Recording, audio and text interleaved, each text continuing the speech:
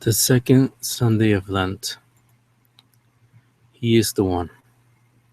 The first reading tells us of God's promise to Abram that he will be the father of many descendants, as many as the stars in the universe. Today we are barely scratching the surface of what is out there beyond our world. We can only estimate that there are billions upon billions of stars out there. That is a large number. Well, Abraham will be the father to many descendants as these many stars in the universe. Genesis 17 verse 5. In the introduction to God's in this introduction and God's involvement in the lives of man and ushering the redemption of Jesus, we see how God intervenes into the life of man. We who are the descendants of Abraham prepare for the salvation of the Lord, who is our light, as we read in the responsorial psalm. The Lord is my light and my salvation. Who else is there? There is no other God. Isaiah 45 verse 5. God is God of the gods, man invented, and the Lord of lords. There is no one whom we should fear. Psalm 27 verse 1.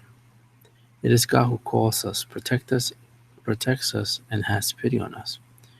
We must wait for the Lord, do his will, and live accordingly to his statutes. We must be imitators of Christ, who the disciples imitated, as we read in the second reading.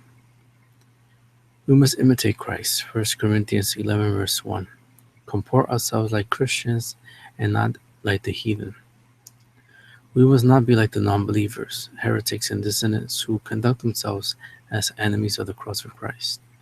Atheists and others love to mock Christians. They create all kinds of images, billboards, effigies in order to mock Christ. Let them. They set up their own destruction. Their glory is shame, not dignity. They are the trolls of life who have no purpose and wander the earth like mindless zombies looking to attack. Luke 23 verse 34.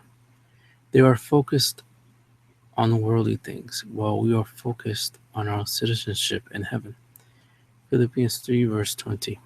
God will save us, rescue us, and transform our bodies like that of Christ's glorified body.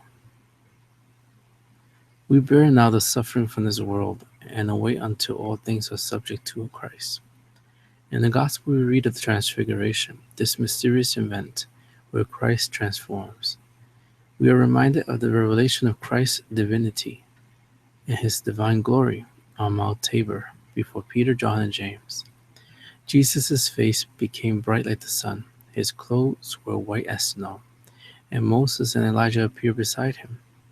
Moses represents the law and Elijah the prophets of the Old Covenant. Jesus brings the old with the new and fulfills both. Matthew 5 verse 17. This event showed the disciples present that Jesus was the real deal, so to speak. Jesus is God. John 1 verse 1. The brightness is a visual manifestation of his divinity, and the white as snow garments show his pureness.